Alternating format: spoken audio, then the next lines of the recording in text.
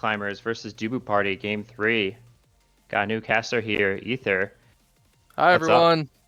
I'm here now, and I'm excited to see how this game will pan out. Dubu Party, Ice Climbers, both taking a game apiece. Game 3, we're going to be seeing on Clarion Corp Test Chamber, right? Any thoughts about this draft so far? You want to walk the viewers through the draft? Yeah, I mean, it looks like kind of a run back from Game 2, which is quite interesting because Dubu Party did dominate in that game. Pretty much the same forward midfield duo on both sides, and Asher picked up for Ice Climbers, and Dubu picked up for Dubu Party.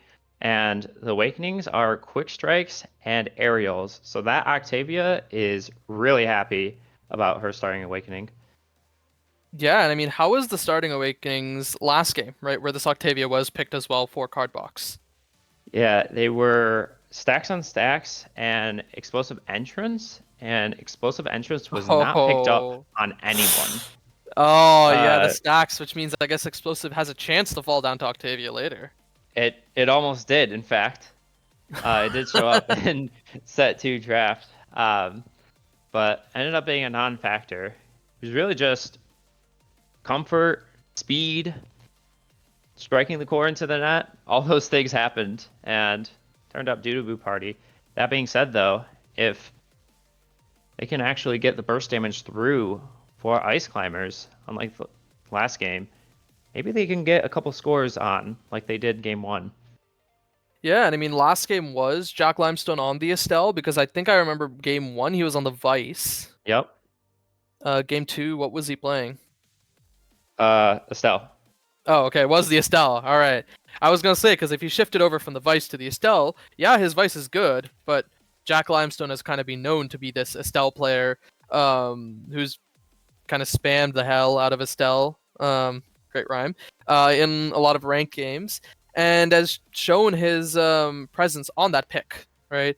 I'm excited to see another game run back of him and see how this goes on this Estelle plus Kazan, a notoriously good core control comp. But again, it's a quick strike Octavia as well as Erasmus. And Erasmus with quick strike, it enables you to do a lot more dribbles, right, than you normally are able to do, which already is really good with his abilities. And we'll have to see how Swaghammer really mixes up the members of Ice Climbers if this continues.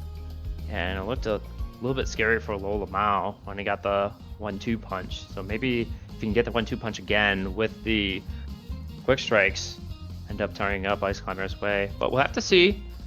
Game 1 was pretty close. Game 2, fortunately, it wasn't. Can they lock down the Octavia this time? That'll be the name of the game. Yeah, and I mean, the quick strikes, right, providing more energy, most likely going to be picked up by this Octavia, giving her alongside more presence in the midfield, just more energy to really survive this burst that could come out from the Kazan, from the Estelle. Just that's kind of the name of the game for Octavia, right? Just surviving long enough to see if she can beat the members of Ice Climbers. But let's see what the Ice Climbers have to offer if they can kind of come back. Yep, and it looks like we'll get started here. Everyone taking the quick strikes here, and the kicks, momentum boots for Tiger Slasher, and strike shot for Bertram. As offense gets started, we get on the bouncy castle, the Octavia drums on the side. Looks like Bertram will hold there before Card Box gets the strike out. Starts up the flow state and continues to strike the core with quick strikes. Trying to get there for another strike, does manage to get it, but loses a barrier here. And looks like tries to get the ult in, and the core flip ends up not getting the barrier. Excellent strike by Tiger Slasher. Looks like really showing here. Both sides kind of contesting the core a lot, but not really getting it through. The defenses look pretty strong on both sides. Yeah, but the members of Ice Climbers just ticking over to level 2 at this point, but it might not make a difference as Swaghammer sitting in the front with the flip, throws the death touch back, but doesn't really get anything of it. But Cardbox, no energy to his name, might be in a little bit of a dangerous situation. Great clear out by Bertram, but the Pat Splitter keeps it forward. It might not be enough if the defense continues on the side of Bertram this well. On the flip, where does it go? Bottom corner, and that's the shot by Swaghammer. Yeah, unfortunately, looks like Jack Limestone also missing in the flip, not really getting it out there. 1-0 now for Dubu Party, trying to carry the momentum over from the last game. Now, with the Obscura map, trying to see if the damage here will matter. Stagger bars are really low because it's the early levels. See if that has an effect on any KOs here.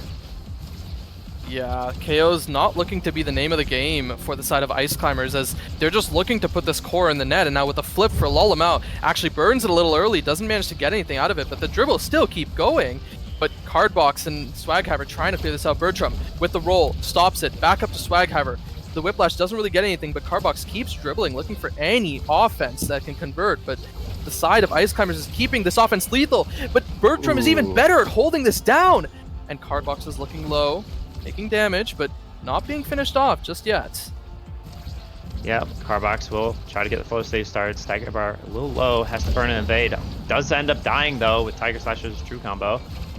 Looks like Lullamout will try to trade the barrier immediately. Unfortunately, Swaghaver taking control of the core, trying to snipe it away from Lullamout with the Death's Touch, not quite getting there. Jack Limestone will now take control of the core. Tiger Slasher moving up in order to try and make an offense. Takes a lot of damage with the Obscura, and now has to be worried about dying. Now has no energy at all, using the flip in order to try to keep the defense going. Not quite there. Cardbox looks like they keep striking the core, keep taking damage though.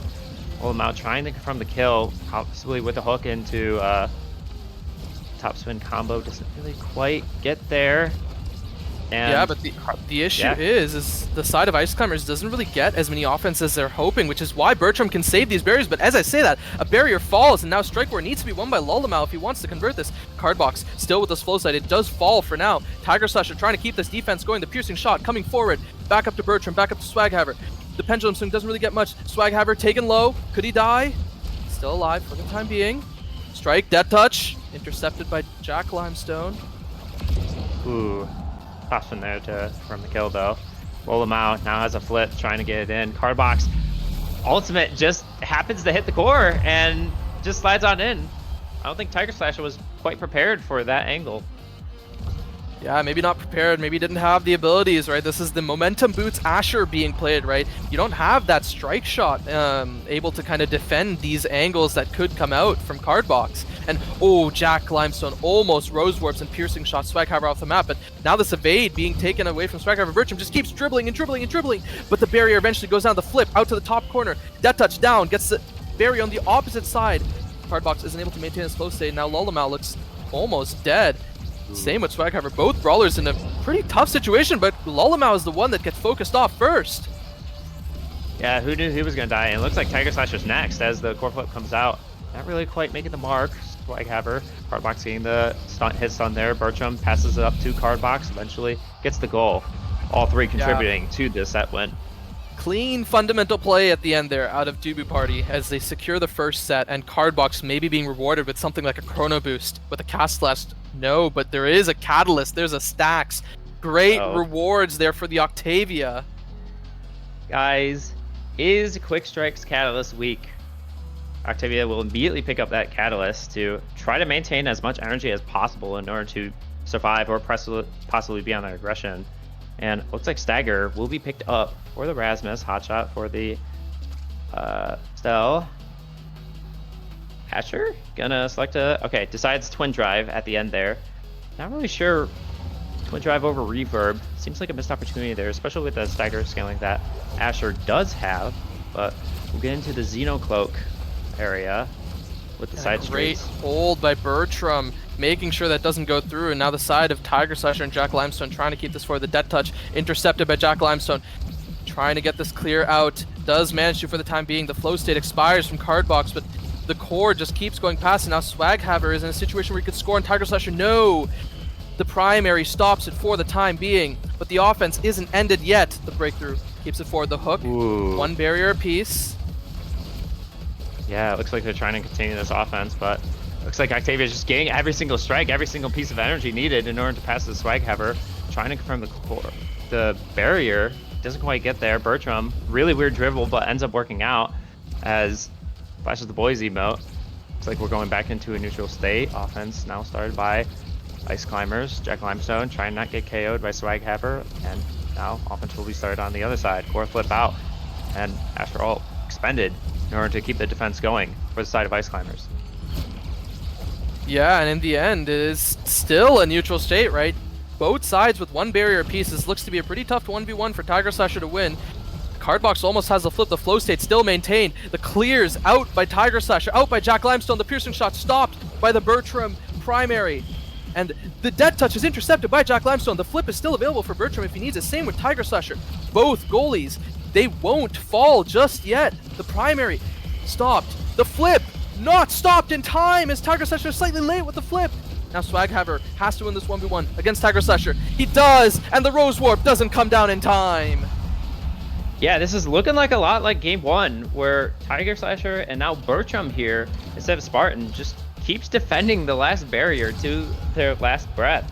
But unlike game 1, it looks like Dubu Party are going up on top for this. Oh, as Lolamao just dies. I think that was Cardbox just primary in order to kill him.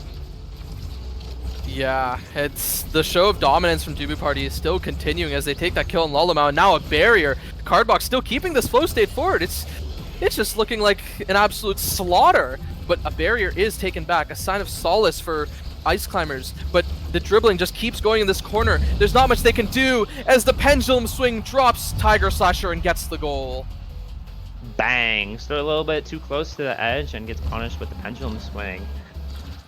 Really big Octavia there with the Project Maelstrom, but doesn't end up mattering. Swaghaver just ends up getting the goal there. Interesting kickoff here into KO from Lolamao and Jack Limestone as Swaghaver keeps trying to get the offense going. Bertram, not really sure where he was going. I think he was trying to kill Lolamao with the ult into flip combo as Jack Limestone gets really low here. And will they prioritize killing Jack Limestone? Pendulum spin misses. Octavia flow state started. Ultimate going to be channeled soon. Doesn't quite get the KO though. Jack Limestone still living for the time being, but Bertram continuing with these amazing saves, and Jack Limestone, as I say that, falls. Now Lolamao has to 1v2 this midfield, but against two members with quick strike, it's going to look almost impossible. He has to keep these saves forward. The strike shot that Bertram has been using has just been putting on an absolute masterclass, and now Lolamao gets it past him. As I say that, another curse, and then the primary, the topspin secures it all. Yeah, I'm not really sure why Bertram was trying to keep the core there. I think he was stalling possibly for a pass, but that was just stalling the power play for them. And Jack Limestone immediately spawned, and Lolamao and Jack Limestone just capitalized on the play.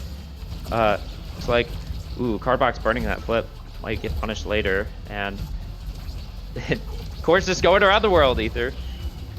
Yeah, around the world, one barrier piece traded, but the side of Dubu Party looks to be pretty good right now as they force Lolamao to burn this flip. Now, this is going to be looking pretty tough. They don't have that flip for this offense. Now, Bertram just waiting patiently for anything, really.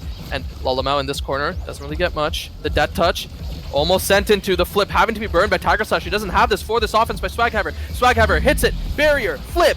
Goal! Yeah, pretty convincing there. Really nice combination of abilities Swaghaver had. Can Dubu Party end it here, or will it get reverse swept by Ice Climbers? Swaghaver ends up winning here. Look at that big fish. More size, but perfect form also there. Looks like he might be opting to go into the big fish here in order to just get that extra size, extra dominance over the field. Still going for the aerials, a lot of consistency there. Dubu, we'll see what he rolls here. Looks like he'll go peak performance as Kazan picks up very powerful prime time. Octavia gets perfect form. I mean, it looks like both sides got a lot of good stuff, but more speed on Dubu, more size on Rasmus, more cooldowns on Octavia. That seems pretty good.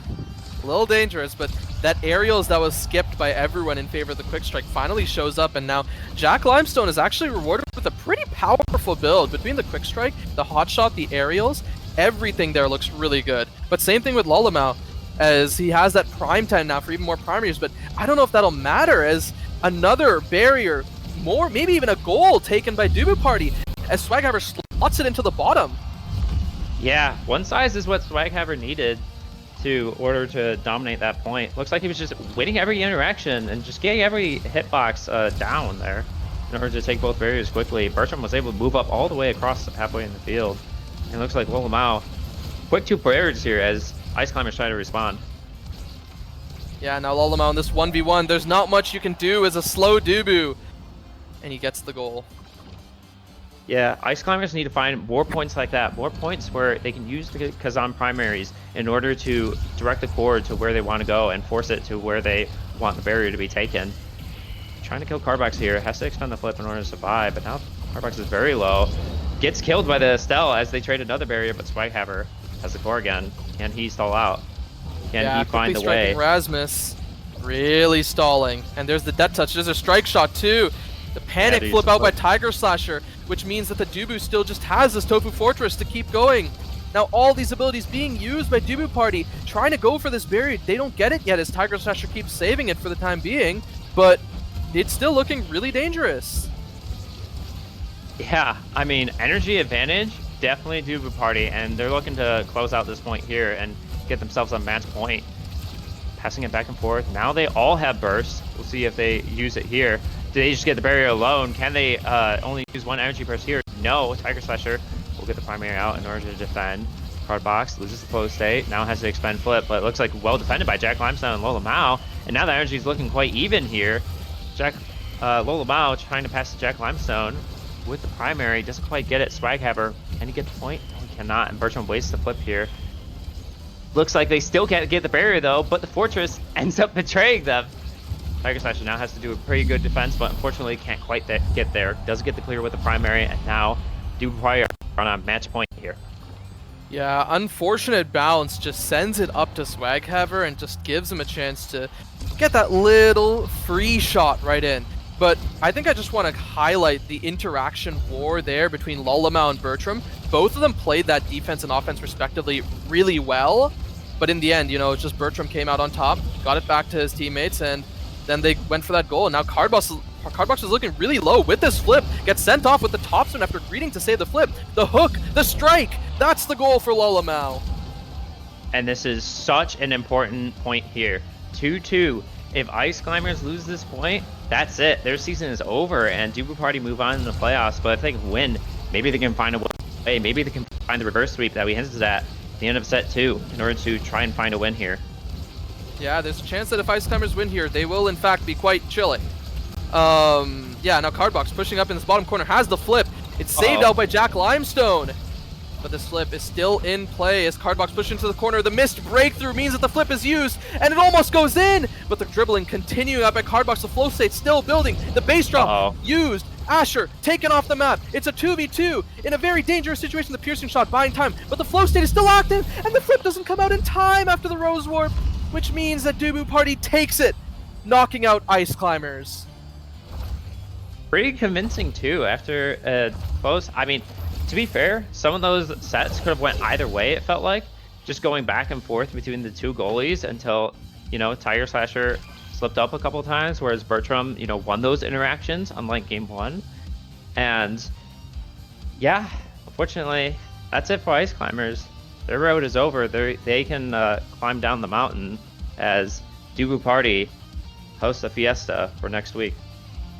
Yeah, well, might not even be next week, right? Because Dubu Party does have to play against the winner of Fool's Wands and Nothing Was Allowed before this Monday, if the schedule kind of stays as it is. Which, speaking of that, that match is still, you know, in process of being scheduled, right? So we'll have to see when that does come up on stream. But yeah, props to Dubu Party, right? I think everyone here played pretty well. I believe Doxy was in first game, right? Yep. Yeah, so I'm pretty sure I did see Doxy play not too bad despite the loss that they did have that first game from Ice Climbers. And then after that, Swaghammer with these great offenses alongside Cardbox. But I think one thing that we didn't really point out very much in this game was just how well Bertram held, right, in some of these moments where there were some absolutely nasty saves that he really should not have had, whether that's with the strike shot or just winning these interactions up against Jack Limestone and Lolamax CDD. Yeah, I mean, sometimes all you need is just a fresh goalie in order to close things out. Bertram just saw the angles, saw the ways in order to get them the advantages that they needed, give them Octavia the core and the flow state continued ongoing. But yeah, really close series here. Yeah, honestly, despite this final game being a 3-0, close sets, and just throughout the series itself, it was, just a close set of games overall. Now, for Ice Climbers, I hope to, see them continue on, perhaps come back next season, and hey, maybe even make it up to NASA, right, if they keep improving. Yeah, I mean, every single member on this team, they deserve to be here. There's a reason why they were the number 4 seed going into playoffs. Hopefully, they can continue on in the future and possibly turn this into a dub next time. Yeah. Now, I think with that in mind, right, we should probably be hopping off pretty soon. A lot of great highlights here from the side from both Doobie Party and Ice Climbers. I'm excited to see how Doobie Party continues to perform, and who they'll have in, right? Because as we've seen throughout Nasty playoffs, Doobie Party has been kind of this roster shuffling team, at least one of them, right? Between Spartan and Bertram, between Doxy and Cardbox, and I don't remember if Swaghaver has or has not subbed in or subbed out with other forwards. Do you know that at all, or? I cannot recall that at the moment, unfortunately. But yeah, I guess with that in mind, anything you want to say before we hop off? Yeah, it was great to see both teams in action from the booth and see a great series. Hopefully, Fool's Wands and Nothing Was Allowed will deliver in the successive match after that. Seems like every single match, especially in the upper bracket from the last round, really close matches there. And yeah, hopefully we'll see that competitive play continue. Yeah, well, thank you everyone for showing up for all 3 of these games. It's a pleasure casting with you, Cardsmith. And yeah, I hope that you guys will all come back around for the next few games of Nasty Playoffs. All right.